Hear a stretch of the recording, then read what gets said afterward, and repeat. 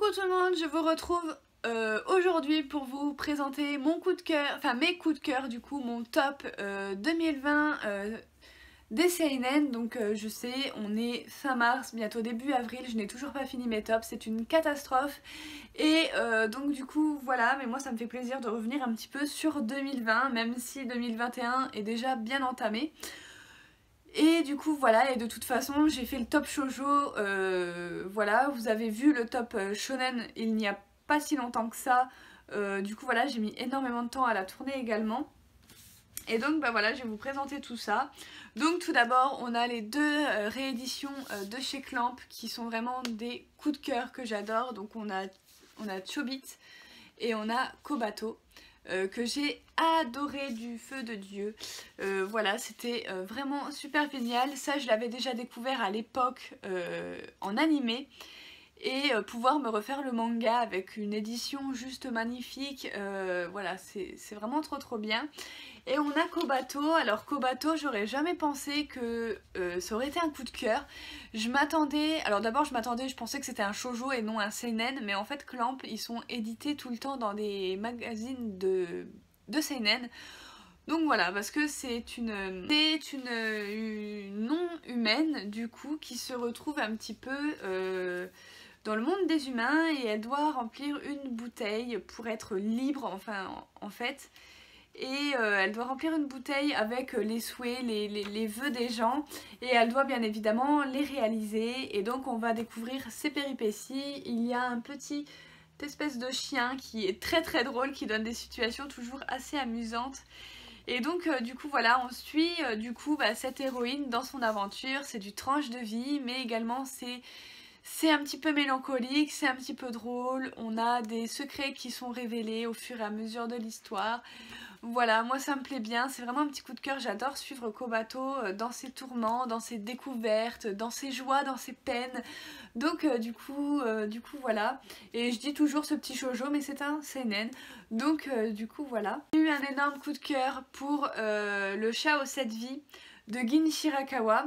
Donc voilà, une œuvre qui est vraiment parfaite, qui retranscrit bien ce que les chats vivent au quotidien quand ils sont dans la rue ou alors quand ils sont en famille tout simplement. L'histoire de Nanao, donc du chat que vous avez sur la couverture, est triste à mourir, je vous jure. À la fin du premier tome, j'étais pas bien. J'ai versé beaucoup de larmes avec ce petit manga qui fait pourtant que 3 tomes.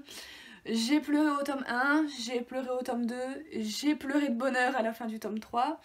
Donc du coup voilà, c'est une histoire très touchante, très mélancolique, que j'ai adorée. En même temps ça parle de chats, les dessins sont magnifiques, les chats sont très bien représentés. Voilà, j'ai vraiment beaucoup aimé. D'ailleurs j'ai lu ce premier tome 2 fois, je l'ai lu une première fois pour me faire un avis. Ensuite j'ai attendu que le tome 2 et 3 sortent. J'ai repris le tome 1 pour me faire toute la série, j'ai lu la série en une après-midi. Hein. Franchement, j'étais tellement à fond dedans, je voulais tellement voir comment ça allait finir. Les personnages aussi qu'on a dans cette histoire sont très touchantes. Voilà, ils sont tous liés finalement avec Nanao, ce petit chat, et c'était vraiment magique. N'hésitez pas à me dire votre ressenti dans les commentaires à propos de cette série, qui est franchement mais génialissime de A à Z. Franchement, cette série, je vais la relire. Je vais la garder bien au chaud dans ma mangatech, ça c'est clair et net, parce que c'était vraiment trop bien et je vous la recommande, mais à 10 millions de pourcents.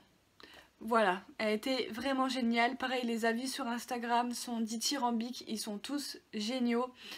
Voilà, c'est un sans faute pour cette série, je pense que personne ne peut être déçu par cette série, tellement elle est poignante, tellement elle est géniale, il n'y a pas de mots, j'ai pas de mots à dire, et donc... voilà, commencer cette série en 3 tomes. Elle est géniale. Elle est géniale. Ensuite, on avait Nos cœurs évanescents de chez Akata, de Yuki Kamitani. Voilà, que j'ai adoré. Vous connaissez mon amour maintenant pour les mangas de musique. Et là, j'ai adoré parce qu'on est dans une chorale. Faut savoir, je sais pas si vous le savez, mais j'ai fait partie d'une chorale pendant pratiquement toutes mes années de collège, donc j'en ai fait pendant 4 ans. Et ça a été une expérience juste salvatrice pour moi. La chorale m'a sauvée de beaucoup de choses, de la timidité, voilà, m'a donné aussi des amis que je n'ai plus maintenant parce qu'entre temps j'ai changé de collège, donc voilà, forcément j'avais une prof de chant juste extraordinaire. Et donc tout ça, ça a fait que je pense que ça m'a changée. J'aurais jamais été celle que je suis aujourd'hui sans avoir fait de chorale. En fait, ça m'a un petit peu transformée. Et j'adore chanter. Bon, maintenant je chante que dans ma voiture ou sous la douche, mais j'adore chanter, je chante tout le temps. Et, et donc du coup voilà, et je me retrouve dans ce personnage principal, même si il a plus de particularités que moi, puisque déjà il a un chant juste extraordinaire, il a une voix de garçon que personne n'a. C'est très très rare d'avoir un garçon comme ça qui arrive à chanter. Je crois que c'est un... Je voudrais pas dire de conneries parce que fait longtemps. Il a une voix, voilà, qui est cristalline. Et voilà, il a une voix de soprano. Et souvent les garçons sont plus centrés sur le baryton, il me semble. Et donc du coup voilà, il va se retrouver un petit peu du coup avec les filles. Donc du coup voilà, il a également une sensibilité au niveau de l'oreille et des émotions super développées qui fait que il surréagit en fait à ce qui arrive. Et il va se faire également des copains, mais il va se faire aussi également un petit peu envier, jalouser par les autres. Et c'est vraiment super chouette de voir un petit peu son évolution au fur et à mesure des tomes. Bon, j'ai lu que les 2 premiers, hein, mais ça va être un coup de cœur jusqu'au bout, hein, ça c'est sûr et certain. Donc du coup voilà, cette auteure, elle peut parler de tous les sujets qu'elle veut, je pense qu'elle me touchera toujours. Elle a quelque chose dans sa plume, parce que c'est très poétique, très bien écrit également. Et c'est l'auteur qui a fait Éclat d'âme, que j'ai découvert également en 2020. Et ça a été un coup de cœur aussi énorme. Bon là qui parle plus d'acceptation de soi et de LGBT, mais ça a été un énorme coup de cœur. Et celle-là également, donc je vous la recommande si vous aimez la musique, si vous aimez les tranches de vie, si vous aimez les trucs un petit peu plus réalistes qui peuvent arriver dans la vraie vie, hein, puisque ça arrive, hein, des personnes qui sont sopranos, des jeunes garçons qui sont sopranos, ça existe, des gens qui sont hypersensibles, mais vraiment à puissance 10 000, ça existe. Donc du coup voilà, si vous aimez un petit peu les mangas qui touchent un petit peu à la réalité, à la musique, à la joie de vivre, mais aussi à tout ce que les adolescents peuvent ressentir, puisqu'on est aussi axé sur l'adolescence, les trucs assez difficiles à vivre quand on est adolescent, période un petit peu difficile de ce passage entre enfant et adulte, je vais y arriver. Donc du coup voilà, vraiment une série que je vous recommande, qui est génialissime et qui traite de tout ça, mais en restant autour de la chorale, du chant, et voilà, c'est un sans faute également pour moi. Ensuite on a Golden Ship, voilà, de Kaori Ozaki. Alors elle aussi, elle a un talent fou dans sa plume. À chaque fois, que ce soit ses one shot ou cette série du coup qui est terminée en 3 tomes, sont des coups de cœur.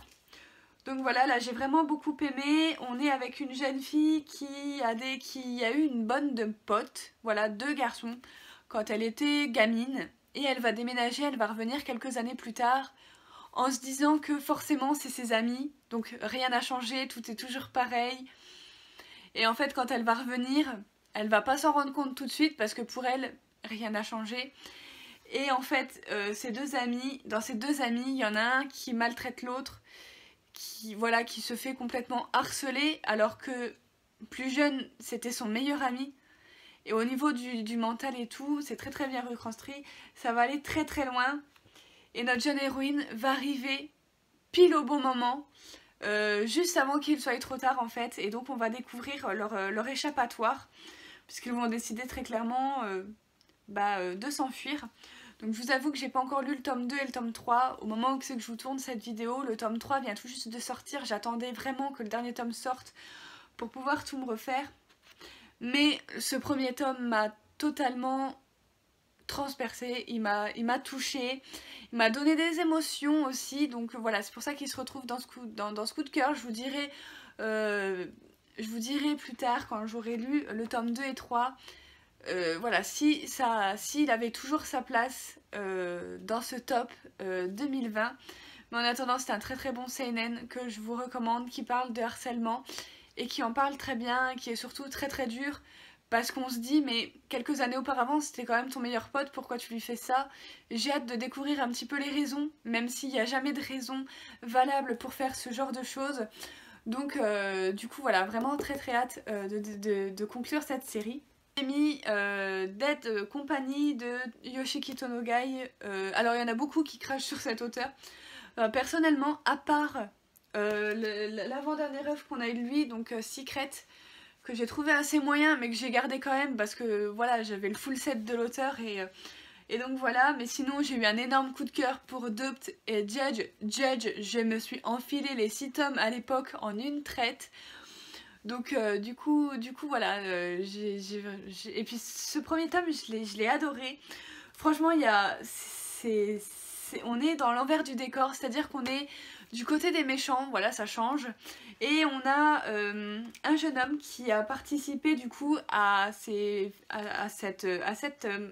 horreur, voilà, dans un jeu qui a été confronté à cette horreur et qui a perdu sa petite amie dans des circonstances atroces. Et voilà, il cherche du boulot et tout pour pouvoir se reconstruire. C'est quelques années plus tard et il va tomber sur la Dead Company qui est un créateur de jeux. Enfin c'est ça, c'est ce qu'on vous dit. C'est un créateur de jeux à succès et tout. Donc voilà, il va devoir composer... Au début il va être voilà, créateur de ce jeu et tout ça. Et c'est lui qui va lancer le jeu et tout. Sans se rendre compte finalement de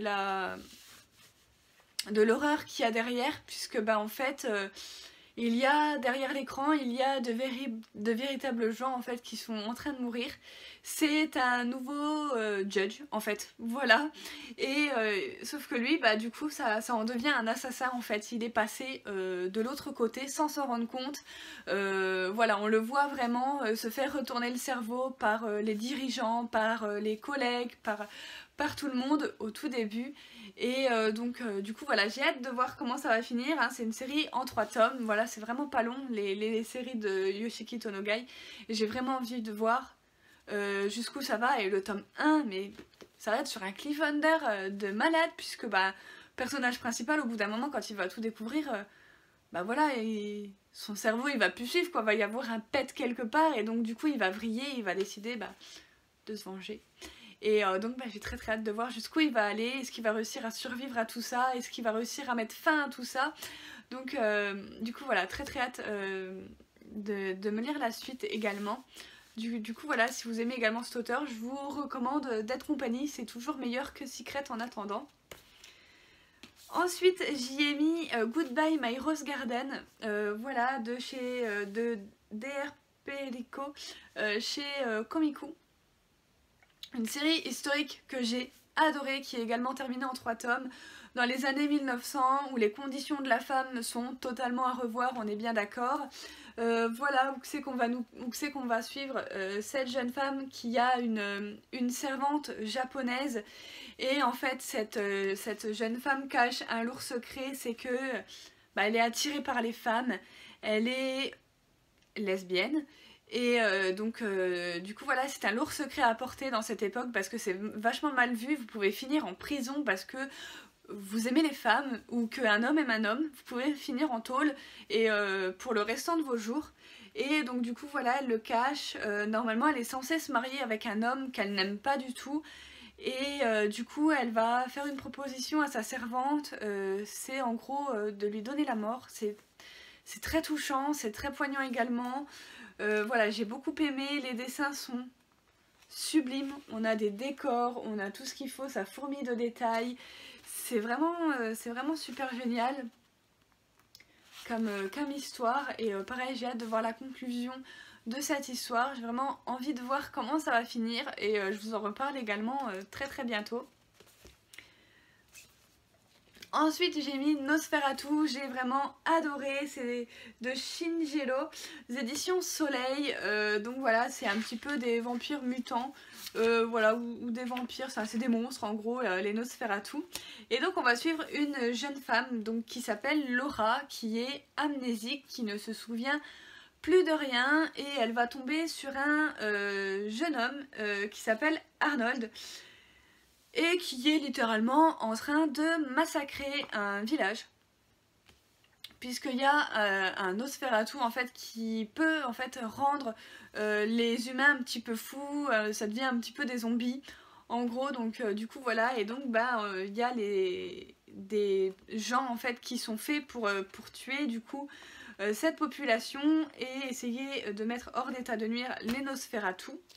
Et en gros, ce mec ne va rien lui dire, puisqu'en fait, je vais pas vous dire qui est Laura, mais on s'en doute assez vite dans l'histoire, et j'ai adoré, puisque du coup, elle va un petit peu vivre recluse avec cette amnésie. Et en fait, on a un jeune homme qui va réussir à l'approcher, à être son ami. Et on va découvrir un petit peu que finalement c'est pas forcément les Nosferatu le problème, mais c'est surtout les humains.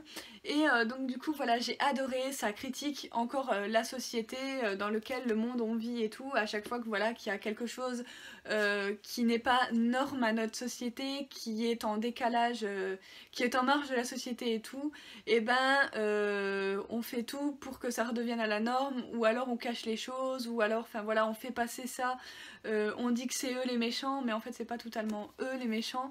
Donc voilà, j'ai vraiment adoré, ça va être une petite série aussi en 4 tomes, et j'ai vraiment adoré. C'est pour public averti par contre, parce que c'est assez violent, donc du coup voilà, en attendant moi j'ai énormément aimé, et j'ai qu'une hâte, c'est d'avoir la suite entre les mains, donc du coup voilà.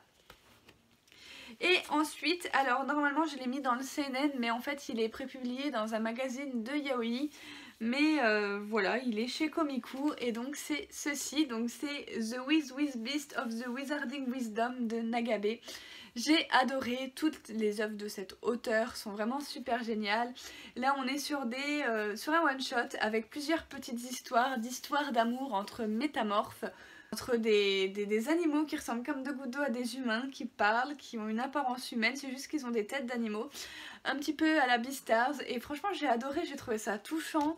Toutes les petites histoires ne sont pas les mêmes, il y a une approche différente à chaque fois, et franchement j'ai adoré. En plus on est dans le monde de la magie et tout, un petit peu à la Harry Potter, bon même si j'aime pas Harry Potter c'est pas grave, mais voilà, c'est vraiment génial, franchement j'ai adoré. Voilà. Du coup voilà, en plus souvent ils marient des animaux qui dans notre monde se boufferaient entre eux, genre il y a un couple, c'est un loup avec un mouton. Voilà, et c'est génial, c'est super bien trouvé, donc voilà, j'ai vraiment adoré ce petit one shot de Nagabe, et pareil, quand l'enfant et le maudit sera terminé, j'espère qu'il y aura d'autres œuvres qui vont sortir de ce mangaka. On en a déjà 3, on a l'enfant et le maudit, celui-ci, et un autre one shot avec un métamorphe également qui était vraiment super sympa. Donc du coup voilà, c'est vraiment un auteur que je vous recommande, et si vous aimez L'Enfant et le Maudit, de vous pencher sur ses autres œuvres. En plus celui-ci c'est un grand format, donc on peut vraiment bien apprécier le travail de ce mangaka. Donc voilà tout le monde, j'en ai terminé pour mes coups de cœur seinen de cette année 2020. J'espère que ça vous aura plu. N'hésitez pas à me dire vous quels sont vos coups de cœur pour 2020 au niveau des seinen, et moi je vous retrouve très bientôt pour une prochaine vidéo. Bye!